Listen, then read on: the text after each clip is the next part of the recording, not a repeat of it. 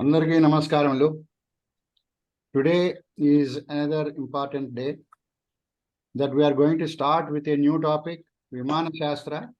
And today this is only one lecture on Vimana Shastra. From tomorrow onwards, we will go for another topic, that is Bhagavad Gita. So far we have finished with Upanishads and then Darshanas. So after that, now we are on Vimana Shastra. Okay, now we will start the session with Vande Mataram by Hiren Parekji. He will also chant Prarthana. Hiren Parekji. Yeah. Please. Vande Mataram. Vande Mataram. Sujalam. Sufalam. Malayajashi Talam. Sasya Shamalam. Mataram. Vande Mataram. Shubrajosna Pulakitayamini Pullakusumita Drumadadashobhini Suhasini Sumadurabhashini Sukhadam Varadam Mataram Vande Mataram. Vande Mataram, everyone. Vande Mataram.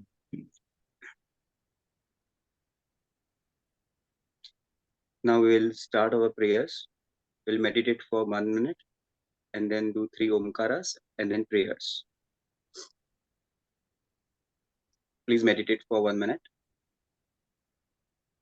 Close your eyes and focus on your breath.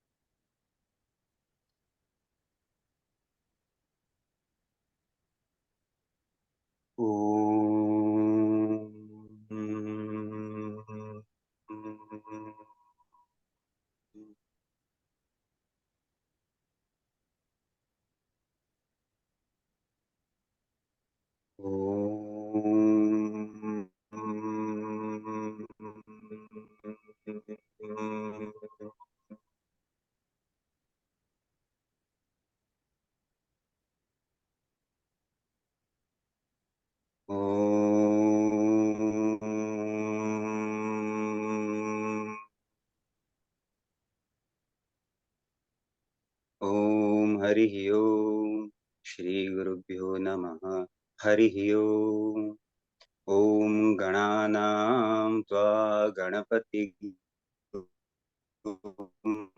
Havamahe Kavim Kavinamupam Shravastamam Brahmanaspata Anashrumannuti Visida Sadhanam Om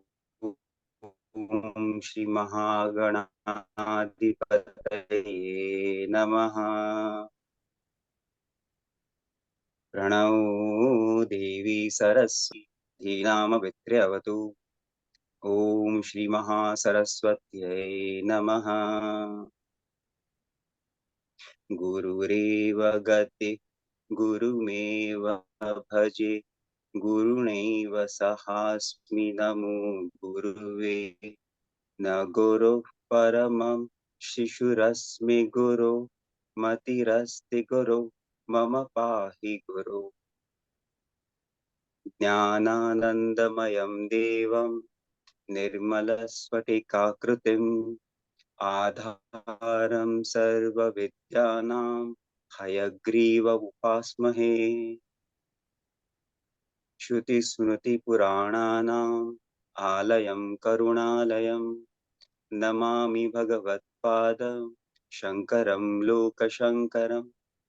शङ्करं शङ्कराचार्यं केशवं बादरायणम्। सूत्रभाष्यकृतौ वन्दे भगवन्तौ पुनः पुनः। भेदविभागिने व्योमवद्व्याप्तदेहाय श्रीदक्षिणामूर्तये नमः।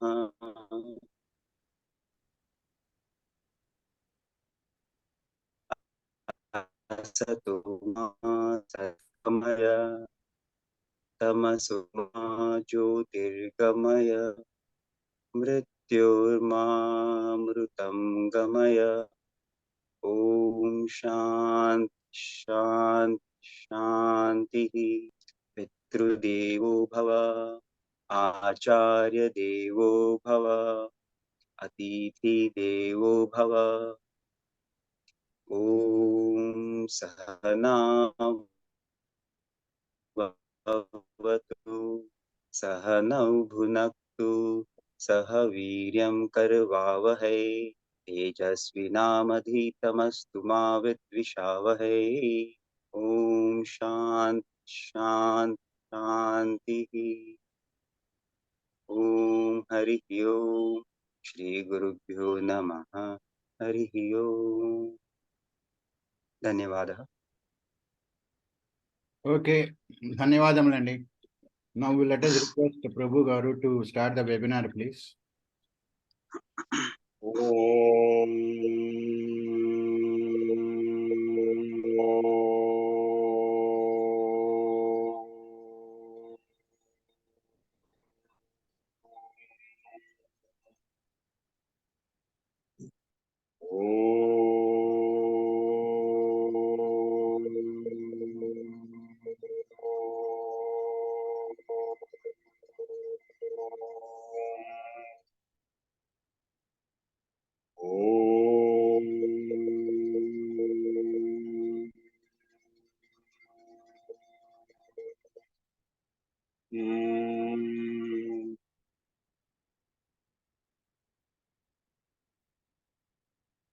నమో బ్రహ్మాదిభ్యో బ్రహ్మ విద్యా సంపదాయ కర్తృభ్యో అంశర్షిభ్యో మహద్భ్యో నమో గురుభ్యః. సర్వోపప్లవరహిత ప్రజ్ఞానఘన ప్రత్యగర్భో సోహమస్మి బ్రహ్మైవాహమస్మి.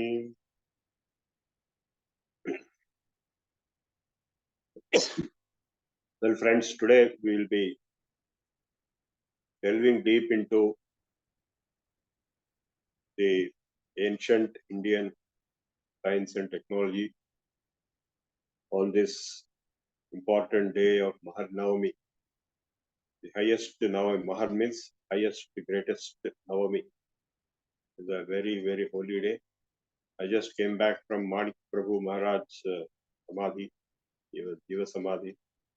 He was one of the avatars of Dattatreya, along with other avatars like Sripada Vallabha Digambara. That's 5 of them. So he was even the guide to Swami Samarth and even to Chiti Sai Baba. And he was the senior most among the 5 avatars in his time. 3 of them were at the same time.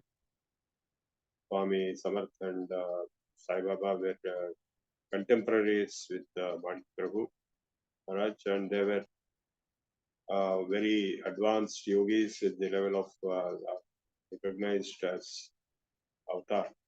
So Manik Prabhu Maharaj was born with the blessing of Dattatreya himself, who appeared in the dream to his parents. Then, ever since he was born, he performed a large number of miracles since childhood. Large number of people, thousands of them got benefited. And my mother was one of them. So those who were not getting children were made to get children. Whatever, those who wanted job, they got job. Those who wanted anything they want, they would get. That's why he is known as Bhaktakarya Kalpadruma. I'll just chant his mantra and then proceed with today's subject. Om Bhaktakarya Kalpadruma Guru Sarvabhauma Srimad Rajadhiraj Yogi Maharaj Tribhuvanananda Advaita Abheda Nirguna Niranjana Nirvikalpa Niralamba Paripurna Sadodita Sakala Matasthavita Sadguru Sri Manikya Prabhu Maharaj Ki Jaya Ho Sakala Mata Vijaya Ho. He propagated a Siddhanta called Sakala Mata Siddhanta, where he showed that all religions in their true original form or version were talking about the same Supreme Parabrahman in different ways of interpretation. And therefore he had disciples from all religions, and there is a dargah also constructed using his turban. And in the arguments, the scholars of various religions came and got defeated and finally accepted him as their guru, gave him titles in their own religions. So that happened around 1850 period. He also supported the first war of independence in a big way. He had extraordinary powers, and he could even make dead beings alive, animals as well as humans. And he had powers to get anything done, getting children or getting anything impossible also. So that kind of powers he had, but he did all those things only for the benefit of his devotees who prayed to him, who either when he was with the physical body or even after he entered Jiva Samadhi. Jiva Samadhi means while being alive, while being healthy and fit, they enter into a underground room, and the room is closed, and they know the art of coming out of the body, which you and I may not know. I've seen some books of the art of dying, how to come out of the body. And of course, some of them can enter into the body also, like Parakaya Pravesham. Our Bade Dhuniwala Guru, Guru of my Guru Shiva and Bhakti was able to do it 6 times, Parakaya Pravesh. Of course, they are all extraordinary levels and powers beyond us, but we can only give our respect to all those gurus and yogis who are upholding this earth and the lives of people on this earth. So the Vimana Shastra is a very intriguing and interesting episode of this is the original version of the Vimana Shastra, which I am carrying with me. So this is printed in 1959 in Arya Pratinidhi Sabha in Delhi. And this was there in the Nizam State Central Library. And of course, it is very damaged condition. And I had acquired this through the proper channels sometime in 1972-73 period, when I was a student in engineering. So in this text, in Sanskrit, there are explanations about 31 different machines, and out of which I have produced one machine. Here it is. And I have also produced many metals and alloys like this, which are described in that book on how to produce. So that is a book on the word Vimana means V means bird, Mana means similar to a bird. So it is defined, Vimana is defined as just like a bird, it can travel in this space. Gramat Gramantram va, Deshat Deshantaram va, Lokat Lokantaram va. So that is, it can go from one village to another village, or from one city to another city, or from one country to another country, or from one planet to another planet. So it may look very weird, but it's a truth. I will give you the details of the truth behind the Vimana Shastra. There are a lot of people who oppose it without knowing the truth. I have just now posted a report which I wrote in the group, fourth batch group. You can read that report. It's a very detailed, intensive report. I'll be back in a minute.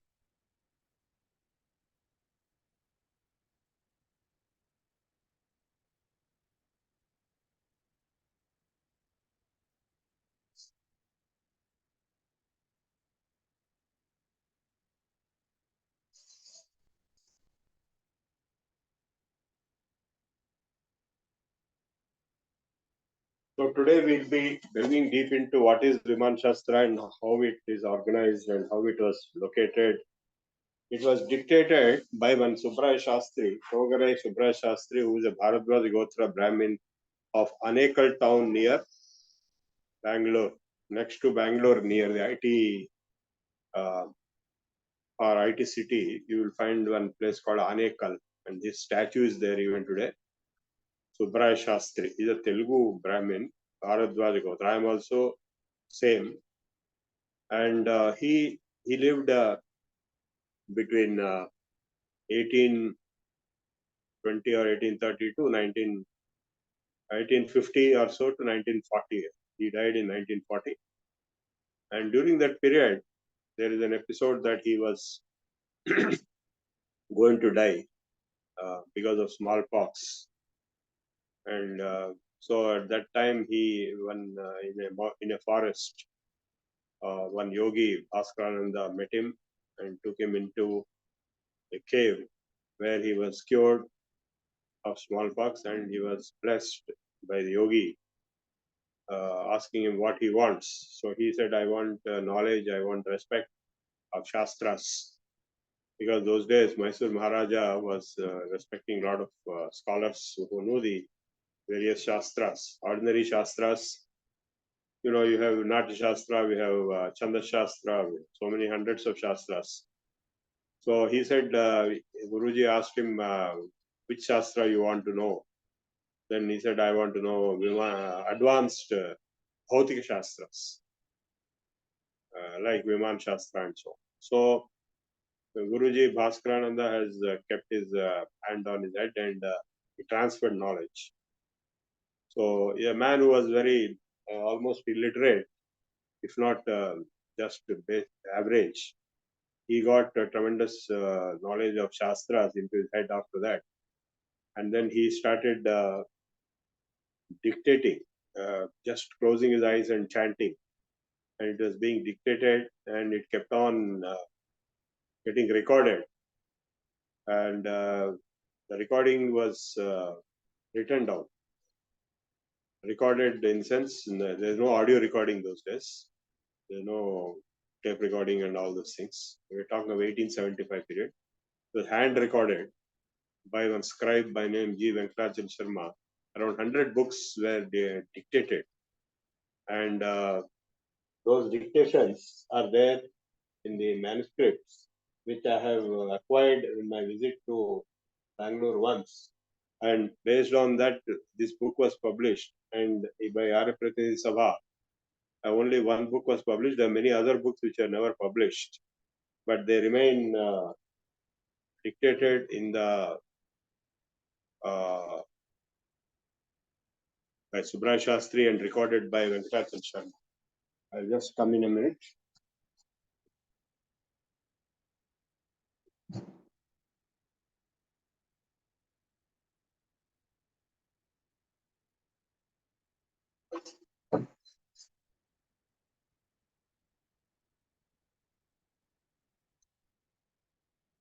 So these dictations contain the descriptions of various materials, machines, and Vimanas in detail, how to make.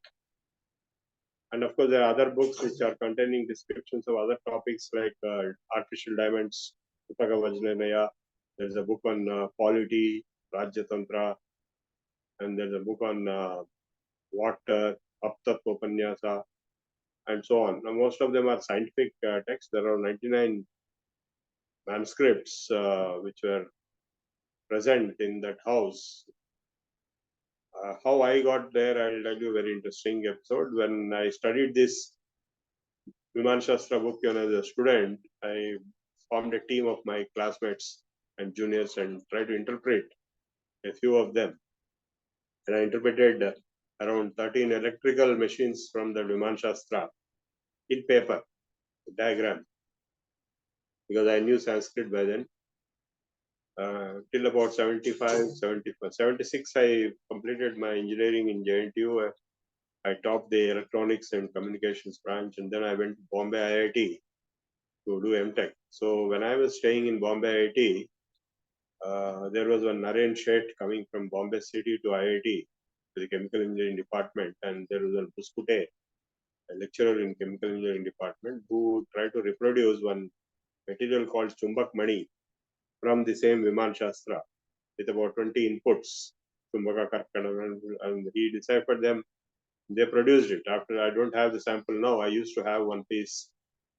I don't know if Naren Sheth is still alive in Bombay, in Kemp's Corner. If there's anybody here in Bombay, you can go to Kemp's Corner and give you the address and try to locate him.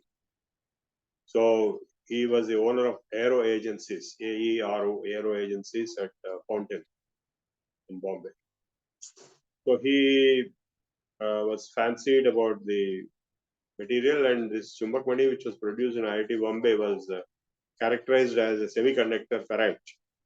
It was a semiconductor. It was showing EV world characteristics similar to germanium, 0.4 EV and all that. And it is a mixture. It is not a element or a compound. It's a mixture. So they characterized in TFR also, and it was confirmed as a semiconductor and a soft ferrite used in microwave equipment. For in this particular case, it was used in Guhagarbhadusha Yantra, which was used for microwave ranging of underground objects from the Vimana. This object was kept in a liquid called Paragranthika Drava, and it will generate certain type of energy, microwave energy, we can say, which will penetrate the earth and get reflected back from the iron objects under the earth's surface. They are called the bombs in Agnigoda, Mahagoda, and so on. And the image is projected on the screen, Patan area Salepa, which is coated with one particular coating. So that way they were able to identify the objects underground from the Vimana. This was kept at the bosom of Vimana when it is traveled.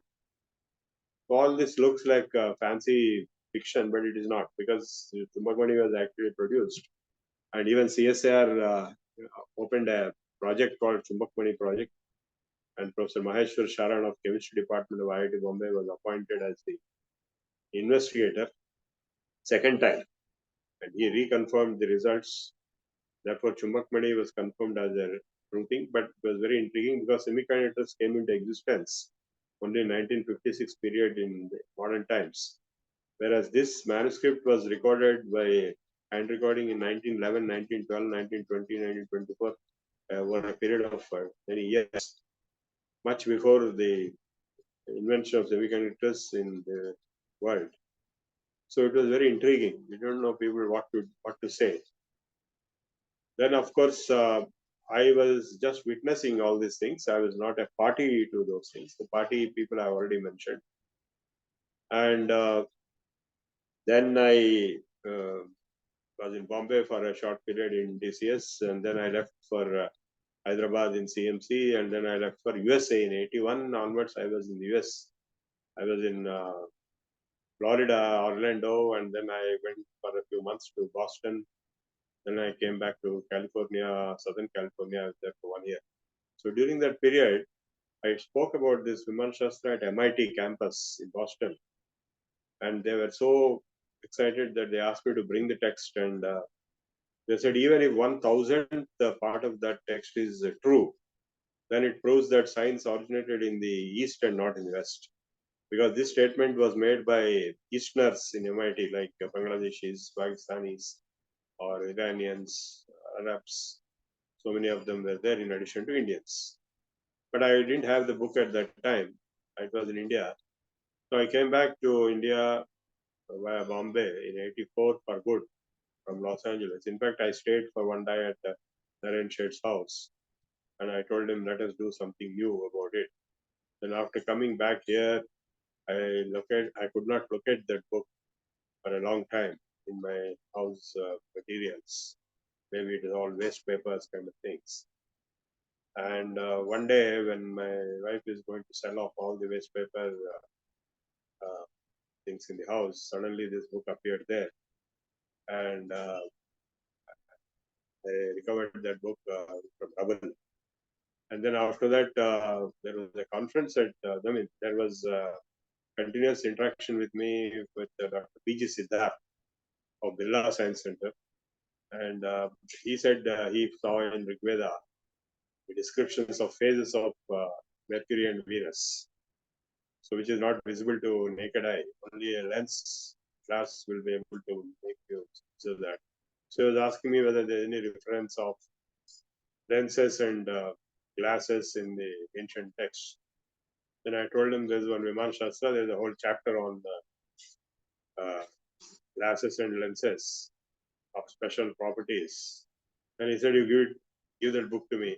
I said, I will give only provided you will do something about it and not just take it. Then he said, all right, we'll conduct a conference. So in 1990, at Birla Planetarium, one conference was conducted. I gave him a Xerox copy of that book. At that time, Xeroxing started already. And then he, in that conference called Ancient Indian Science and Technology, which I presided over, N. Janardhan Reddy, then Minister of AP, came, and many scientists came from all over India, and many Sanskrit scholars. So whosoever can show some science and technology aspects in Sanskrit, they presented mostly in mathematics, astronomy, chemistry, metallurgy, and so on. But this kind of a thing was not there, and this is unique. So I invited the IIT Bombay team. Mr. Naren Sheth came and demonstrated Chumbak Mani with exposure to sunlight, and it's not only a semiconductor, but it's a photovoltaic semiconductor. It generated certain voltage on exposure to sun. So then it was confirmed that it was photovoltaic semiconductor which is able to generate voltage on exposure to sunlight with a particular environment of particular liquid in it, and certain wires with particular alloy, even the Panchadhara Loha and Paragranthika Drava. So all this is described in the Guhagarbhadarsh Yantra of this same Vimana Shastra. So this was a sensation. The Hindu newspaper and other newspapers wrote big articles. Did ancient Indians know semiconductors? Question mark. So those articles were observed by Russians and Americans, and we received phone calls. For those days, email was not there, or it was just starting.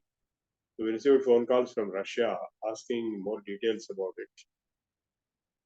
And more intriguingly, one person came from a place called Vijayanagar Colony in Hyderabad.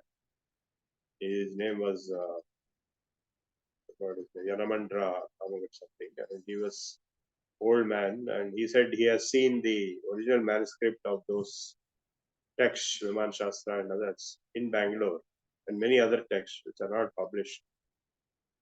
So I took him to Bangalore along with one person from Salaji Museum, who's there now. I just retired, who was in Birla Planetarium at that time. And we took a Xerox machine with us, and we went to the house of that man, Seshadripuram, and we requested him to show all the manuscripts he has. And the old box, he showed something like 100 manuscripts, which is Xeroxed, out of which most of them are on Vimana Shastra and Mutaka Vajranyaya, Aptatupanyas, Anhil. So I have all these copies, which is Xeroxed with me in KMIT. Those who want to see can come to KMIT and see. And the manuscripts pertaining to Vimana Shastra were taken, where multiple copies were made, and then one copy was in Baroda Maharaja's library, where it was published, and then it reached Delhi, or Arya Samaj, where it was published. This book was published in Arya Samaj, Arya Pratinidhi Sabha in 1959 at Delhi. So there are many other manuscripts that are not published. They are still there. And so we brought all those things back to Hyderabad and we conducted a press conference. In the meanwhile, in those 99 manuscripts, only few were found, the rest were missing. So a lady who was a small girl at the time told that one J.R. Josier of Mysore took them, and there's a receipt also to that effect. So I went to Mysore to look at those manuscripts, and he died long back, and his son T.N. Josier said that they don't have anything in their house now. So the J.R. Josier published another book, English translation, the Vimana Shastra, is their market with his own translation, which is quite faulty in that sense. Many faults were there, and Hindi was better, but there were many question marks kept in Hindi text also. So it was a very difficult thing to even understand anything out of that book. But this Chumbak Mani was the only thing which was made. And after this press conference in Hyderabad, a committee was formed comprising Dr. B.G. Siddharth, who was the director of Birla Planetarium and Science Center, and Professor M.C. Ganorkar, who was the head of the Birla Institute of Scientific Research, who was the retired professor of chemistry at Usman University, head of the department. And then my third person is myself. So I was acting like a translator, decoder, decipherer, and they were the true real scientists, chemistry professor, and so on. They had a PhD candidate, Ranga Madhan, at that lab, and we declared that we are going to reproduce some of these items given there, and assuming we will repeat exercise what IIT Bombay did for the first time when I was witnessing it there. So we try to involve Naren Sheth, and he said he will get involved only if he gets the patent rights, which the Birlas refused because the Birlas wanted patent rights for themselves. So we had to give up Naren Sheth, and we were already in a tight spot because we gave a press conference, and so we had to rescue the situation, salvage. So I entered into the scene. I started trying to play the role of Naren Sheth in terms of deciphering the text to prepare some new things, new items. So I entered into his shoes during 89, 99, not 89, 1991, 92 period. And it was a very difficult task. I used to wake up every morning at 3 o'clock and sit on these manuscripts and texts which are available in printed form, and try to figure out if we can decipher anything in that and reproduce.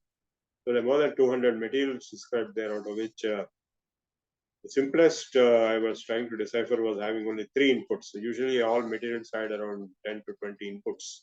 That means you have to decipher 10 to 20 different materials from the names given there, because those names given in Vimana Shastra are not understandable. They are archaic Sanskrit. They don't contain modern Sanskrit words. And I've searched all the dictionaries I had with me. I compiled all the dictionaries and all the Materia Medica books in Ayurveda, and so I was trying to decipher word by word. So the first one was Tamogarbha Loha, which was used in Tamo Yantra to create darkness. So that is called Tamogarbha Loha. It is made with 3 inputs. Krishna Sisam Chanjanikam Vajratundam Samamshataha Pampurya Suktimushayam Satakakshoshtavegataha. Krishna Sisam is black lead. Anjanikam is not known.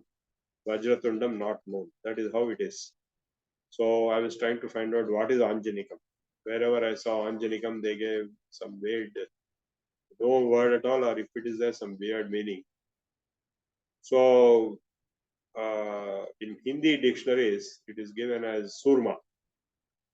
So I don't know what he meant by that. Surma means the one which they apply for the eyes. So suddenly, one Anjanananda came to my house. He was a yogi. He was not eating food also. He will eat only fruits. He will not even drink milk. He will be walking miles and miles with his books as his belongings. He was a sadhu, brahmachari. So he came to my house. He stayed in my house for 3 days. He was like having some extraordinary powers also. He told me, you go to Munnalal Davasa's, this is a shop in Begum Bazaar, and tell him Surma. Then he will ask you Kala ya Safed. Then you tell him Kala. So I went there and told Surma, and that fellow asked same question, Kala ya Safed. I told Kala. Then he brought one big stone, a big stone which is black. And that is an ore, mineral ore of lead. So that is called Galena in English. So that was the right material, Anjanikam, Anjanikam is called. And the third item was Vajratundam. So after telling what is Anjanikam, Anjanananda left. And I was now hunting for finding out, scouting for out the meaning of the word Vajratundam. If you take Vajratundam in dictionaries, it will be shown as Garutman.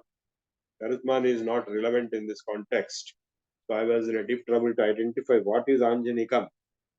And finally, I landed with one Ayurvedic top expert, Dr. Ram Nivas Sharma in Secunderabad, who wrote some 25 books. He was known as Apara Agastya after all the books written by Agastya in Tamil or in other languages he translated to Hindi. He was given the Dhanvantari Award, which is the only top 4 in the world had at that time. He was one of the top 4 Ayurvedic physicians in the world at that time. He lived for about 90 years. He performed around 2 crores of Gayatri Japam and he had darshan when he died. Darshan, he said, and he died after crossing 90. So during his 70s or 80s, I met him and asked him about Vajratundam. And finally, he showed a cactus plant which had thorns like Garutman's nose, very hard thorns. That is called Vajratundam. So there are many cactus plants like long or round and so on. So he said we take long one. So I went here and there and searched in the trees and got one long cactus plant and took its part. It's there even today in some places like Public Garden and Small University Gardens. You find them anywhere. So in the sloka says, Krishna Sisam Anjanikam Vajratundam Samamshataha, equal proportions by weight. And then Sampurya Sukti Mushayam, there is one Musha that is crucible called Sukti Musha, like a mother of pearl shape. But I don't have that Musha, I have only modern Mushas, ceramic. Then in that we put all the 3 in equal proportion and then we started heating. Satakakshosh, they said you heat up to 100 kakshas of temperature. What is kaksha? We don't know. So it is said that it will melt and a black liquid will come. So it melted around 1250 degrees. And then we poured that black liquid. Slowly you pour. That is heat treatment. Then we got a black material. And that is called Tamogarbhaloha. So we made a we made it a small piece of 1 centimeter square and went to physics department of Usman University and exposed a laser beam on it, a ruby laser, red ruby laser, and studied the absorption characteristics, how much is reflected and how much is absorbed. So it has absorbed around 79%. It's like a black body. And chemically, it contained only lead and lead sulfide and lead oxide. Sulfur must have gone as sulfur dioxide because Galena was sulfur, lead sulfide. And when you heat oxygen in the atmosphere will reduce it and go as sulfur dioxide. So lead and lead oxide remained. But it was not as heavy as lead, it was slightly lighter than lead. And that Tamogarbhaloha has been proven to absorb all kinds of light, 79% of ruby laser light. And recently I gave that 1 centimeter square to RCI, Research Center Vimana, and Rakesh Kumar, as directed by Prahlad Amarao, the director of DRDO, ex-guy. And later I reproduced it in the Jain University recently in Bangalore around 2014 to 2015. And here it is, the Tamogar Bhaloha. So you can see the one piece. I've given a big piece to RCI, and they are going to work on it, and they wanted to make a big piece and then test for microwave absorption characteristics to be used in stealth technology for the radar detection, that is undetectable by radar. So I have shown you this Tamogar Bhaloha. It is a black material. It will absorb all kinds of radiation, including possibly microwave. Just come.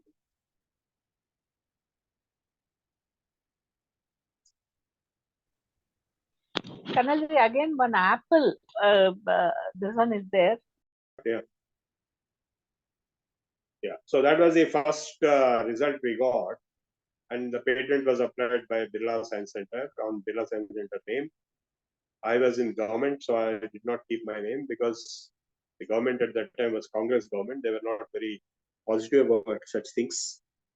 Then the second item was one Panchaloha. And normally Panchaloha means the idols which are produced for the temples. They contain gold, silver, and lead. That is zinc and copper, 5. So, but this Panchaloha had only 3 inputs. It had no gold and silver, but it looked like gold. You can see it looks like gold, only with copper, zinc, and lead. It is not a brass, it is not a bronze, but it has lead also. The same Anjanikam. There is a formula given there. How many proportion of copper, how much zinc, and how much lead sulfide, which is galena, Anjanikam. So I prepared that, and this was tested in labs. It proved to be, this is again a bigger piece which I prepared recently at Jain University. Originally we prepared a small piece, and when tested for corrosion, because there it is mentioned Hemavarnam Rudulam, it is used on Pushpini Yantra, which is like a air conditioning equipment, which will not corrode with various chemicals, including salts and acids.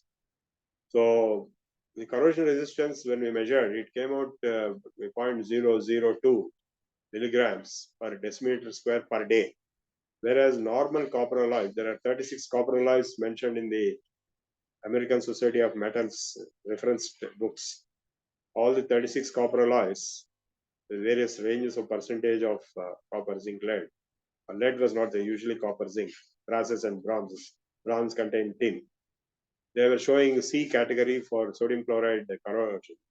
In a saturated 4% saturated sodium chloride solution, any copper alloy will lose weight at the rate of 0.2 milligrams per decimeter square per day. So after a few days or weeks, that will disappear completely. Whereas this one was showing 1,000 times less. So this is a proof that it was corrosion resistant. And at the same time, I went to Dwarka. Underwater exploration by S.R. Rao gave me one piece, which was remaining under sea for 2,500 years.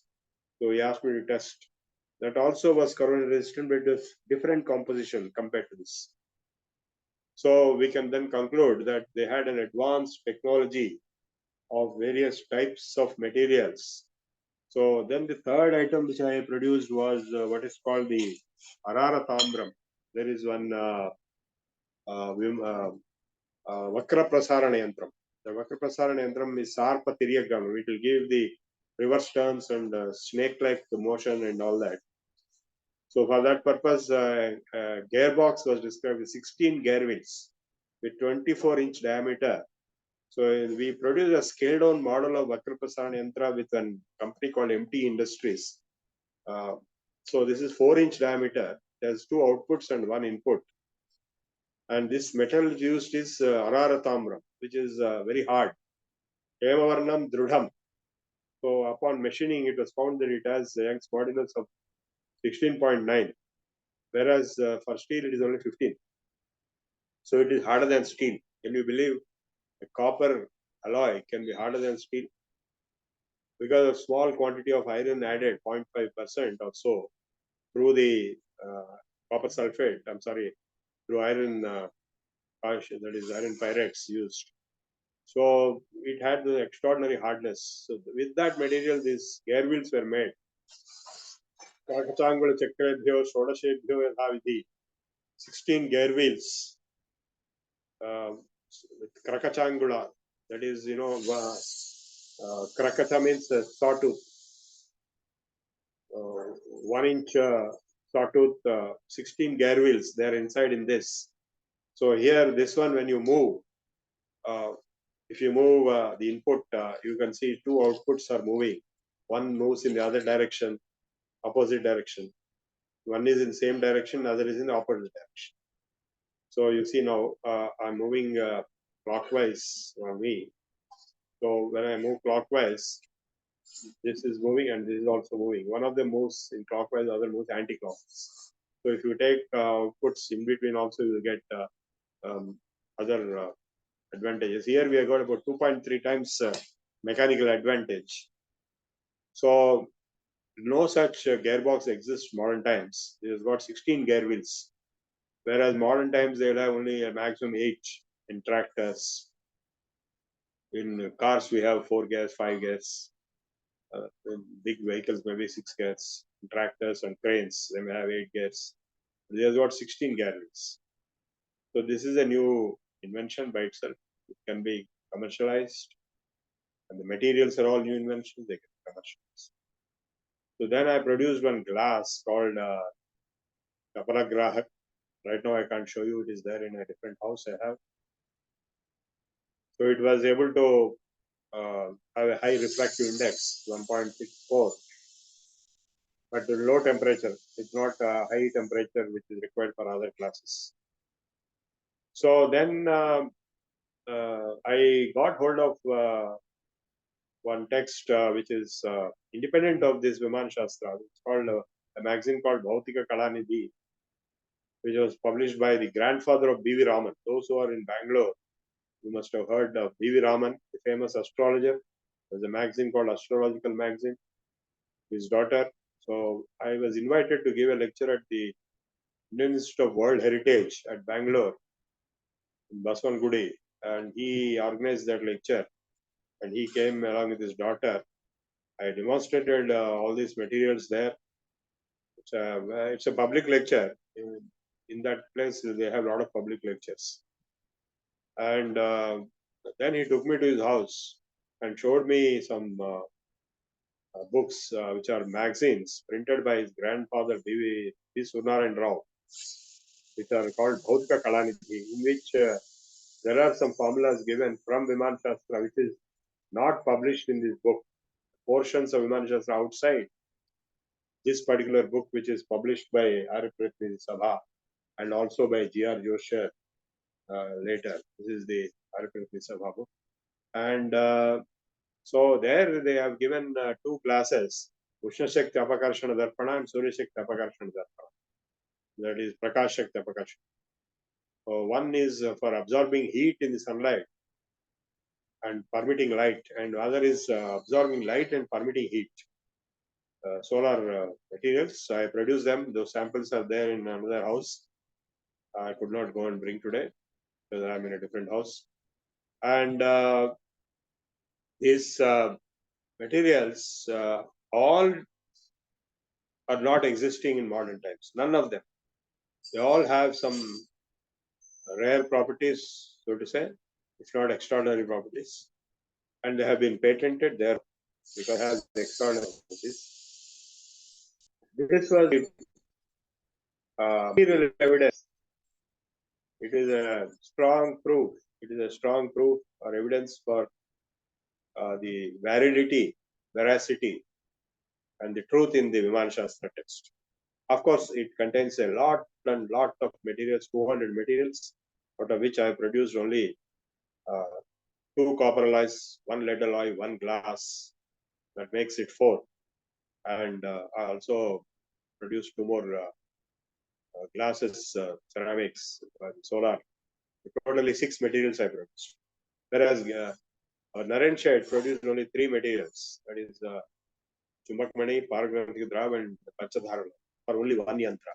Here multiple yantras were spanned. So I consider it is purely a divine grace of the rishis that I could get results like this, and which has shaken up the country and the world. People were shocked. So I presented once a lecture at Tirupati. Radhitaji at Tirupati at the Rashtriya Samskruti Samiti, there was a conference, Indo-Nepal Sanskrit conference. So I went there, they invited me, and the lecture which I gave was covered in a full half page of Hindu newspaper with all these materials I showed. And then they were shocked, and that article was translated into all all languages of the world. Automatically, it was posted in various websites. By then, the websites also came up. There were no websites when we did this original work. So my name was found in all countries, in all websites, in Spanish, Italian, Russian, German.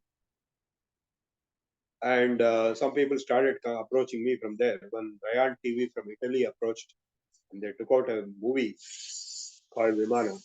It is quite famous in Italian TV, Rayan TV. So this has thrown up a challenge to the well-known frameworks of science and technology. And as a result, nobody knows how to explain this and what period it belonged to, because Vimana Shastra belongs to different periods. It's not a single period book. It contains quotations from around 99 different Shastras. The list is given right in the beginning.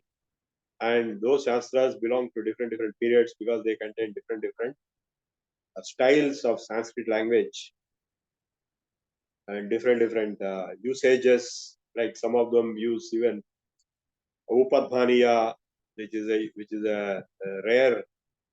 Have you ever heard of Upadhaniya? In the Panini's Varnaksha Shiksha, Varnocharana Shiksha, we have Upadhaniya, Oshya, U and Pavarga, Papava Bhama, and the third one is Upadhaniya, which is used through the lips, Oshya. It is not there in normal Sanskrit, in Valmiki's classical Sanskrit. It is there only in Vedic Sanskrit.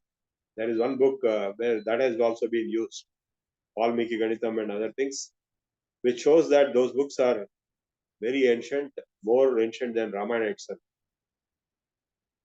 So some other books are having some other style, and the words used also for the same material changes from book to book, period to period. Like for copper, ordinary name used today is Tambram. In Sanskrit is Tambram, in Tamil it is Tambram.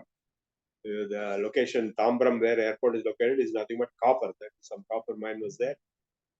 And whereas here the word Tambram is not used. Some other words are used. Ravi is used. Ravi means sun. The sun is red, and copper is also red. And for Abhraka, that is mica. The word used is sky, Akash. So it all different terminologies, different notations. And for numbers also, for 7 they used Samudra and Sapta Samudras and so on. So it's a coded language also sometimes, and the proportions, ratios are given in the language, in coded language, and the formula is given with the names of that period, which are not known today. So it requires a tremendous amount of research to map the archaic ancient words into the modern Sanskrit words to decipher what that word means. And as a result, I could not proceed with many more advanced materials, though I have deciphered them. You can see in the report which I have put in your group what all were deciphered, what all were produced, what are not produced, because of what reason, and who are all involved in it, which laboratories are involved, what are the data numbers we have, refractive index or Young's modulus or corrosion percentage, weight loss, all those things are given there. And so I was forced to stop primarily because some of the materials required very advanced furnaces of order of 2000 degrees and more. Like there is a Rajaloha, which was used for the body of the Vimana to protect it when it performs re-entry from the outer space into the atmosphere. It will burn otherwise. So the burn-proof heat-absorbing alloys, Ushmapaha Trilohamayaha, the whole chapter on Ushmapalohas. And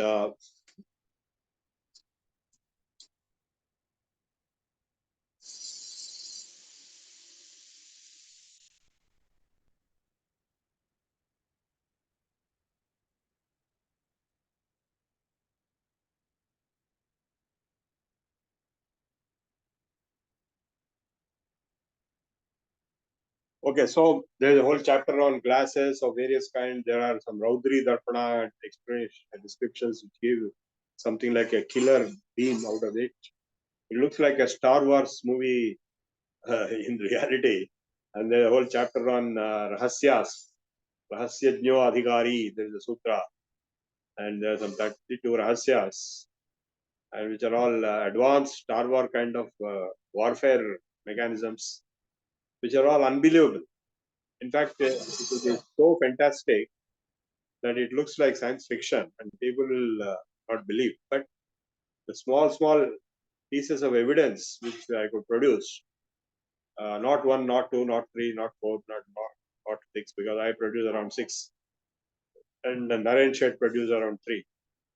And later on, some other parties also produced.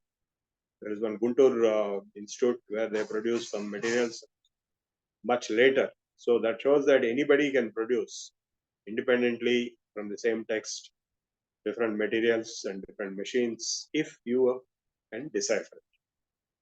So I was forced to stop it and I switched over to biological products. There is one formula of space food. In that space food, which is made out of various roots and grasses also. Apitrunadinamcha. Out of six grasses, three grasses, I produced one powder.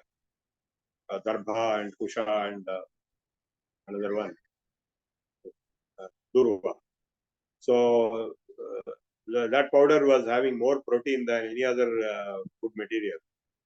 And you know, our cows and other buffaloes and all, they eat the grass, they become very strong, whereas we become very weak. So that powder can be used for making chapatis or anything, and they use the laddus made of that powder in space travel. Long time to space travel. And then I switched over to non-Vimana Shastra Sanskrit texts, like from Ardha Shastra. I recovered one formula for Anahara.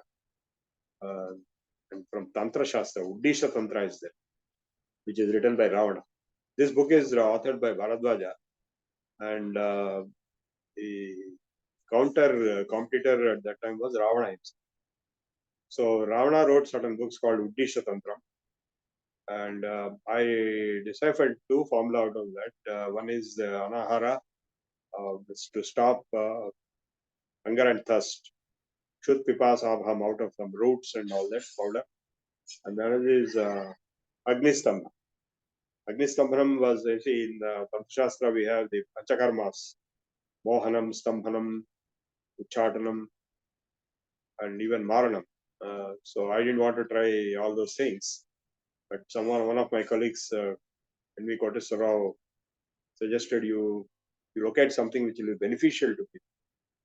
So Agnistambhanam was there. It was given in two alternative. One is through mantra, other is without mantra. Vina mantrena siddhyati. So mantras and all we don't know. Therefore, without mantra, we took one Mulika Yogam, that is with plants only. So that rasam was taken. That rasa lepena, kinchid vastur nadapyate, no object shall burn. If you smear that rasa on a particular object. So that rasa, so we tried along with my son who was a small boy at that time. And we produced that rasa and we sprayed or smeared on any object like paper or cloth or even hands. And you put on the flame, they will not burn. Flames. any like any object will burn in flame, but this will not burn. Not maybe forever, but quite some time, until certain time. So we could use it as fire extinguisher, come fire resistant. And I applied for patent and I got patent myself. By then, I got disconnected from the Birlas because the person concerned, MC Ganokar, passed away. Though Dr. Siddharth is still there now, he's retired now. So I got the patent from Madras Patent Office, Agni Stambhanam, anti-fire. And then I produced one Anaharam, two Anaharams, as I told you, from one from Ardhashastra, other from Uddishta Tantra, Tantra Shastra. So one is a laddu. If you eat that laddu, it will be so heavy that you don't want to eat food for half a day.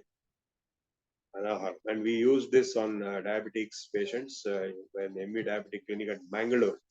And my close friend Vijadhar Shetty, Dr. Vijadhar Shetty, and he found sugar levels were coming down, weight was coming down for 40 days.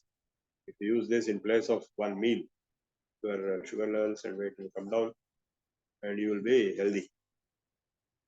So this I did not take patent because there will be certain variations, possibilities, but I have the formulas with me. And the other one is from the Tantra Shastra, which is a small goli tablet kind of thing. If you swallow that, you will be able to overcome hunger and thirst both. I walked in hot sun in the middle of summer, 42 degrees, after consuming that without thirst and without hunger. And that is a proof that it works. And we have given to a lot of people, 100 people have been tested, and results are also there. And this the non-toxicity also was confirmed at CFTRI at Hyderabad branch. And these are the original products for which patents can be taken. They have been taken to quite a few of them. But the idea is to only prove that there was an independent advanced science and technology, which is very advanced. That's why I call it high technology. Because normally, what you find in the Puranas or in the post-Kali Yuga, beginning, post-Mahabharata, during Kali Yuga, find only low technology. You'll have some temples and temple structures. Even that is very advanced. I'm not denying that, but that is not as advanced as Astras, Brahmastra, or Vimanas, or other things. So I call those things pre-Mahabharata technologies is high technology. And this is the result of our research. A large number of people involved, particularly Birla Science Center, DMRL, NGRI, DHEL, CTI, and many other friends who have associated themselves with this. And this is still having the potential to work on it. All types of subjects, metallurgy, in the material science, then food technology, then mechanical engineering, machine design. Of course, coming to the Vimanas proper, in this Vimana Shastra, they have given, starting with materials, 200 odd materials. Around 31 machines are produced using the parts made out of those materials. And using those 31 machines, it is possible to assemble Vimanas. So there are 4 Vimanas described in detail, but very briefly, because they have mentioned right in the beginning, Rahasyajno Adhikari. Only the Adhikari is a person who knows Rahasyas, the secrets given by the Gurus. And there are no such Gurus available today. So it will be impossible to understand everything. But still, the fact remains that out of these 4 Vimanas described, 3 are representing the 3 principles of light. One is jet nozzle. They have described it as Sundala, that is the trunk of the elephant. And the other principle is helicopter, vertical takeoff.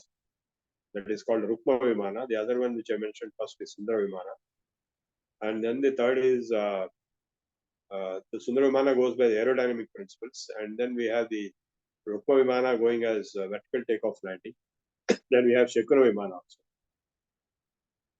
Then we finally have the 4th one is the Tripura Vimana. Tripuras means 3 media: water, air, and land. Air including space. So Prithvi Apsu Antariksheshu, capable of traveling And the body is made up of one material called Trinetraloha, which is Kekapincha Samaprabham, Adahyam, Achedyam, Jala Agni Vatatapadjaira Vedyam, Nashavachita. It is indestructible, unaffected by water, heat, flame. And that is in peacock feather color. So in the formula I try to decipher, I could see some radioactive materials being used. Rotishmati Loha, Jyotishmati Loha, it's not possible to decipher and get. Then I met Abdul Kalam in North Block when he was the advisor to Raksha Mantri, Defense Minister. So he asked me to bring the design of Tripura Vimana for deploying in modern times. So I sat with one R.R. Karnik of Pune and made a diagram of Tripura Vimana. It has a mechanism of 3 different external bodies coming out at 3 different media and withdrawing the other 2. It's a unique mechanism. And then it contained certain radioactive mechanisms which are resulting in cold fission or cold fusion, resulting in energy for the thrust. Because it has said by the sunlight itself, it will go into space also, not only underwater and over water. But we know that solar technology doesn't have that much power to generate thrust, to get escape velocity. Whereas he has given one reaction where the gamma rays in sun rays will interact with the radioactive materials and produce certain radioactive reactions which reduce in cold energy generation, cold fission or fusion, I don't know what, not fusion, maybe fission. So we could not decipher fully, so I didn't go back to Abdul Kalam with full design. So he told one sentence I remember, you teach me Sanskrit so that I will understand it myself. But it is not easy to do that. It's not just Sanskrit. Just Sanskrit is like saying just English. If you just know English, can you understand, let us say, surgery books or rocketry books or artificial intelligence books? The same way, I want you to realize that while Sanskrit is necessary, just like English, it is not sufficient. You require the Sastra knowledge. For a lot of people, they get confused thinking that once they learn basic Sanskrit, then they will become very great scholars like Vyasa or Valmiki. It's not going to happen. Or even scholars like Bharadwaja and others. You need to have the specialized knowledge. Say, for example, in Ayurveda. How many of the Sanskrit professors whom we find in the VSS or in Usman University or other universities can understand an Ayurvedic Shastra textbook? It's not possible. Just because you know Sanskrit doesn't mean you understand every subject. So you need to have technology background, correct technical terminology background, and understanding training for many years to be able to understand that subject and that book. So the Vimana Shastra is very intriguing. It's an impossible thing to decipher everything in it, and that's why I don't make big claims. In fact, there was a big episode in, I think, 2014. There was a Indian Science Congress at Bombay University, I think. So where one Captain Bodas, who was an Air Force pilot, retired. I know him. I met him in Pune. He gave a talk on Vimana Shastra. The Rahasyas, the 32 Rahasyas are given, the Star Wars kind of warfare. And there, when he talked all that, the audience got provoked to attack him. And he was physically also attacked, I think. So the BJP government was in deep trouble, and they took 1 year to rectify the situation. They conducted another conference called Bharatiya Vijnan Sammelan at Goa, where they invited me and asked me to show my materials and show the properties and samples and so on. So they paid for my air tickets and they arranged on press con. Many press conferences were there. So I showed the same materials which I showed to you today, and the machine, and I explained the same thing which I explained to you today. After which the press got pacified. They didn't know what to say. Otherwise, they were pouncing, they were attacking even physically. So this is a very dangerous game.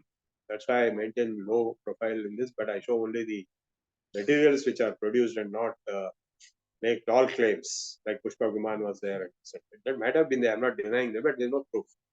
So we should not make any tall claims with Zingoism of nationalistic sloganeering and all that. So we should only talk what we have done. So that keeps us safe, and that too, my own credibility. I have authored about 12 textbooks in computer science. So whatever I authored in the books, it is valid, never questionable. That's why I didn't author a book on Vimana Shastra for the same reason, because it's not possible to author a book on Vimana Shastra by anybody with unquestioned data. So I just wrote a report on what we have produced, and I've shared that report with you. So I stop here. Now we can open it for it. Free interaction of question and answers. Okay, Dhanyavadamulanడి. Now, anybody wants to ask any question on this? I'm sure there will be many questions. Pantul garu?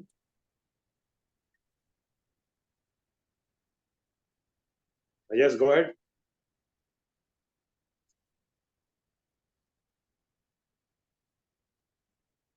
Sir, namaskara, sir. Good morning, namaskaram andi. Yes. Sir, actually there is no doubt in this, no question and answers. I would like to share some information that which was gold was produced by my grandfather. If you permit me, I'd like to, sir. Yes. Yeah, sir. Sir, my grandfather was residing at Bangalore, Lingarajpuram. He produced gold up to 18 karat purity. At the time I was studying intermediate, he asked me to get some herbs. I went to Horsley Hills near Madanapalli. I got some herbs to him, and he produced all the herbs he put in putam. Putam, that is in Ayurvedic or say goldsmith, which we produce using putam. I know. Yes, sir. That he put those herbs in that putam, and he added some copper in it. He was able to produce up to 18. Mercury is mercury. Mercury, yeah, mercury and all of this. Yeah, he especially asked me to get some herbs, leaves. Do you know the procedure? Can you make gold? Sorry, sir, I don't have any procedure, but I helped him to get some plants to him. No. Why you have not learned? At the time I was studying, sir. I am studying at Kadiri. So what? This is also studying only. Yeah, yes, sir. It's a great loss for the human society, but you have not learned. Yes, of course. Then after during my graduation period, I went to him to learn about something preparation of the gold. He was just explained a little bit, and he came over to my place, and there also we searched for some plants. We went to forests and we get some plants. After putting nearly 2 to 3 years study, I worked on this one. He produced gold up to 18 karat gold. Which year was that? That is 1975, 78, during that period, sir. So after that, you didn't pursue it? Oh, no, after a few years, he fell sick. Then he passed away. How about you? I'm asking about you. No, sir. Afterwards, I didn't try. Then I studied. I did my post-graduation course in geology. What subject? Geology, sir. Oh, okay. Then at that time, I recollect the procedure that is adopted for preparing the gold. At that time, okay, I'll ask you a question. Usually, audience ask me questions, but now speaker is asking questions. So, because you are a geologist, do you know what is pyrrhotite? Sir, sorry. PYRHO, Virotite. Please search for it. It is an iron ore which is magnetic and which has a 5S crystal. That is called Panchananam. PYRO. Sorry. Pyrrhotite. PYRHO. Pyrrhotite. TITE. TYPE. PYRRHOTITE. Ferrotite. Okay, sir. I think This may be one spelling mineral. may not be exact, but I'm looking for note down the 5-phased crystal structure. Yeah, this one mineral, sir. Yes, magnetic iron ore, Yes, which sir, is this one found in mineral. Canada. Yes, sir. It is located in Canada. I want samples of it. Right, sir. I will try my level best, sir.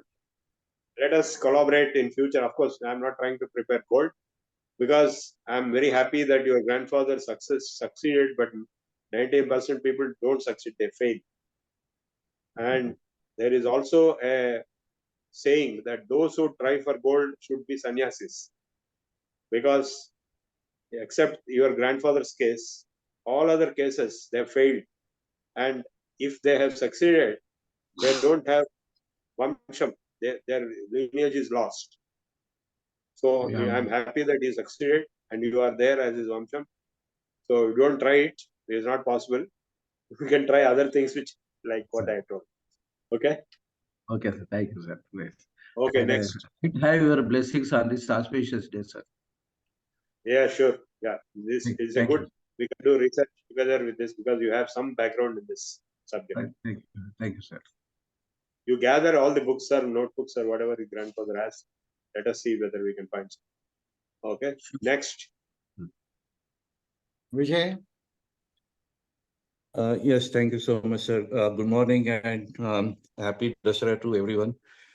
Sir, I truly call myself as a blessed one because I got the opportunity to learn from you. So thank you so much, sir. Sir, I have a question, and that is, What's your I'm name? sure you What's the name? Vijay Khambete. I'm a Maharashtrian in Bangalore, staying in Bangalore. I was in Hyderabad also for almost Go ahead. 8 Go years. ahead. Go ahead. Yeah. Go ahead. So, the question was, I'm sure when you did all this research and experiments, you must have faced a lot of challenges. What is the biggest challenge you faced in I told when? just now in my lecture, I told the biggest challenge is deciphering the words. It is like, that's why out of 200 materials, I could produce only 6. Okay. So Yeah. deciphering words is impossible. Like just now, I gave one word, Panchananam. Is a 5-phase iron ore crystal. So all the iron ores which are there in the market, like iron pyrites, ferrous sulfide, and then pyritohedron, which is a 5-phase iron ore, but it is not magnetic. I had that also. But I'm looking for a magnetic iron ore which has 5-phase crystal. That is, somebody gave me a hint that it is a pyrrhotite, and it is found only in Canada. So that is one of the materials used in many of the alloys given in Vimana Shastra, Panchananam, 5-phase crystal. Okay. Yeah, and second question was, I remember reading one article wherein your name was mentioned. I think it was published in 2015, 2016 about DRDO, and if I'm not mistaken, HL was supposed to carry out some experiments using basically stealth technology. So, Same thing. is there anything? Yeah, is there anything happening on that, or it's now No, in a back? see, the latest development is RCI wants to do something on it, and they want to make a big piece. I gave them small pieces. So there's a Rakesh Singh in RCI who was. I gave him 2 pieces, one inch, 1 centimeter square, and other is something like 6 centimeters square. So he's keeping it with him. He's silent on it. Now I have to probe again and go there. I went there. Then I went through Prahlad Ramarao, who was the director of DRDO labs long back. He retired. He's also in Bangalore. You can meet Prahlad Ramarao. He is very much keen. He got a project recently sanctioned on Vimana Shastra. By Oh, mentioning my name, people who don't have any idea, they are getting project funds also. oh. So he got project fund for Vyasa, which is a yoga institute Uh-huh. from DST. And Yeah. my name mentioned there, and it's like saying, Ram Ram and get so many benefits. So like that. So they got funds and they don't know what to do because they have not done anything. So I'm in close touch with him. We are good friends, and he gave me the RCA contact. I'm the only person who did this kind of thing. And Narayan Shet was another person. I think he's too old now, or I don't know if he's still alive in Bombay. And nobody else is there. And Guntur, that institute is there, but they're doing something else. The powders they're doing, nano powders. And there's one person, one Reddy, who tried to make gold and all that. He also had problems, and that's all. Nobody else is there. Some youngsters came from Bombay. They wanted to try something. So we had some youngsters groups. One Kavya is there, Vaddadi. She has got many videos. She's an Yes. aeronautical engineer, and but she hasn't produced anything. She only talks. She gives some classes and lectures. So she came to me, but she's somewhat crazy sometimes. And youngsters, they're sometimes crazy. They don't have the balance of maturity. So, but see, if we talk crazily, then we'll be dismissed by everybody. Yeah. So we have to talk very balanced with evidence. Okay, next Yeah. question. Yes, actually, and the third one was about the powder which you mentioned, wherein if you eat that, you don't feel thirsty and hungry. I think this can be definitely used by our armed forces, isn't it? Particularly when we go. They approached, Yeah. it was tried by them. I can give them more. In fact, I was invited to give lectures on Vimana Shastra at DRDO headquarters in Delhi and all that. So when Manohar Parikar was there, we made some plans, but then he died and everything came to stop. Oh, okay. Yeah. So we can revive. And, you are Yes. welcome to join our research group. We'll open a research group on Vimana Shastra. You can join along with Mr. Pantulu. Okay. Babu I Garu, would please love open a research group where we'll add these two. I would love to join your group, sir. Thank you so much. And once again, thank you so much for your lecture. Welcome. Next. Okay, Karan. Yeah, Pranam Guruji. So I just wanted to give you a small input regarding the gold making. So there are 16 steps mentioned in the Veda Samhita given by Ravana. So after the 8th process, when mercury gets detoxified, it's used in Ayurveda. The next 8 processes for making of the gold. So in Gujarat, during Morarji Desai rule, there was a sadhu who had made gold, and because he made it successfully, he did not teach it to anyone. But then Morarji Desai formed a small department for this, which is there in Gandhinagar. I visited that department, and there is a big sect of sadhus who practice Aghor mantra for converting mercury to gold. So like those first eight process, I think I have that video. They have showed it to me, those sadhus. If I find that video, I'll share it with you. But then there are again next processes which they don't show it, but they say that it's somehow uh, the procedure to make it into gold, which is mentioned in the In fact, Parasamhita. another connection of mercury is that in this Vimana Shastra, there are mercury vapor engines prescribed. Yes. So after a particular level of purification, that mercury vapor can be used for lifting. Yes. So you also join our group, Vimana Shastra research group. Sure. I would like to go and visit that and pursue further. I'd like to come to Gujarat and see it. You join us, collaborate with us. Okay. Arad Gutika was used for flying. That I remember in one of the tantras. I think Odisha tantra it is mentioned. Arad Gutika for flying purpose. Yes. So mercury is very closely connected with both gold and overcoming old age. Nagarjuna lived for 900 years. So he prepared materials. Treatments with mercury for overcoming old age and death and preparing gold also. In fact, the entire Buddhism was propagated and established in Sri Lanka by the funding Nagarjuna made out of the gold he produced. In Mumbai, we have this Ayurvedic doctors who will push mercury, purified mercury, from this part of the body and cure all joint problems for the sadhu sannyasis who will be walking miles and miles without using any vehicles. And they also put this purified mercury as a anjana Yes, yes. in the eye for Let us curing have disease. a group. Let us have a dedicated group for research into all these ancient high technologies, and you are the third member. So, Kalan Babu, please make this group, including this gentleman. 3 members are there already. Next, let us wind up at 8 o'clock. Next, any more questions? Yes. Okay, Ravi.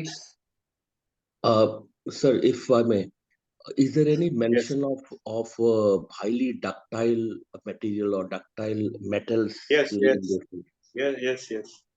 So, this some of them are. That's why they use the word mrudulam. Mrudulam. Premavarnam mrudulam. This thing which I showed you, the golden looking alloy. It is also soft. We could make a wire also out of it. So, malleability, ductability. So So there means, different materials have different. They are mentioned. yeah. Like in the case of the RR Tamra, it is mentioned drudam. It's very hard. Even you see in the microscope, it is a 3-phase structure, and the other one is soft. It is malleable, ductile. Yeah. So you would be So able I to think you draw. can also. Are you a metallurgist? Oh no, I'm an architect. Oh, okay. So in fact, this corrosion resistant copper alloy can be used to replace brasses and bronzes because it is cheaper than them. So in the construction of brass items can be replaced with this. It will withstand corrosion for a much longer time, much better way than brasses in even seacoast areas. But Yeah, basically in the coastal areas, most of the problem is because of heavy corrosion to most MS so you structures. can So this is, possibly help us in finding commercial applications for this material by giving royalty. We can produce castings of different shapes and required in the construction in coastal areas, including the Tata Steel in Dwarka area, Mithapur. Mhm. Okay.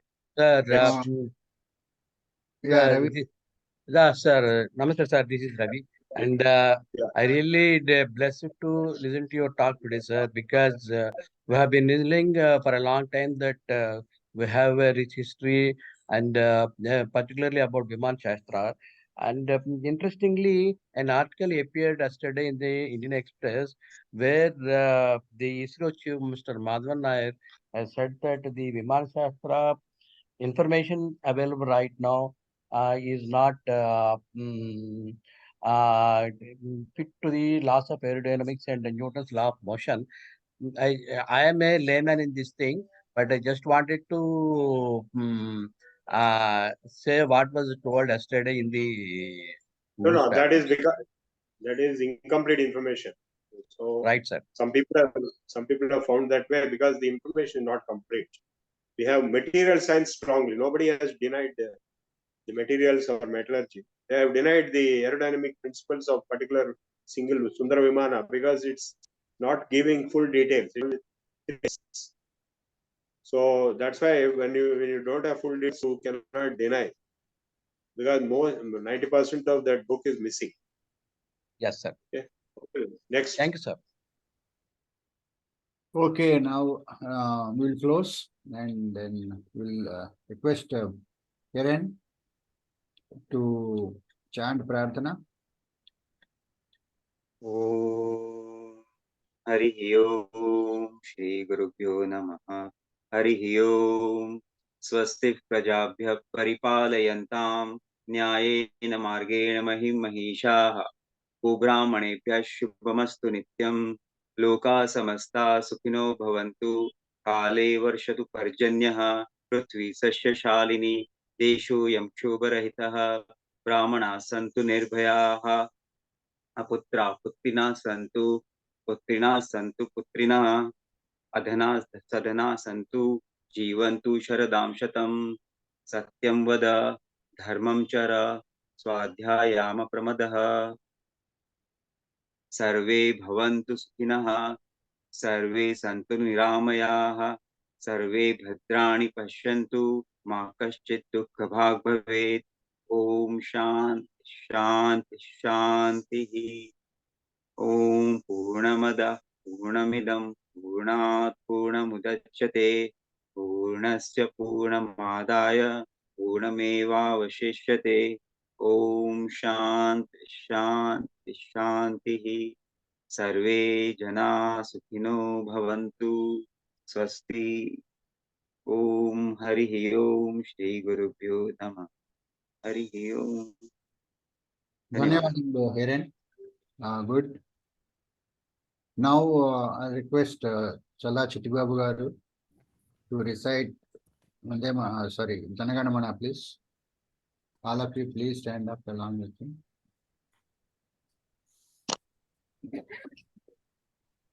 जनगण मन अधिनायक जय हे भारत भाग्य विधाता। पंजाब सिंधु गुजरात मराठा द्राविड़ उत्कल बंगा विंध्य हिमाचल यमुना गंगा उच्छल जलधि तरंगा। तव शुभ नामे जागे तव शुभ आशीष मांगे गाहे तव जय गाथा। जनगण मंगलदायक जय हे भारत भाग्य विधाता। जय हे जय हे जय हे जय जय जय जय हे। जय हिंद. జై హింద్. ధన్యవాదములండి చల్లా చిట్టిబాబు గారు. धन्यवाद.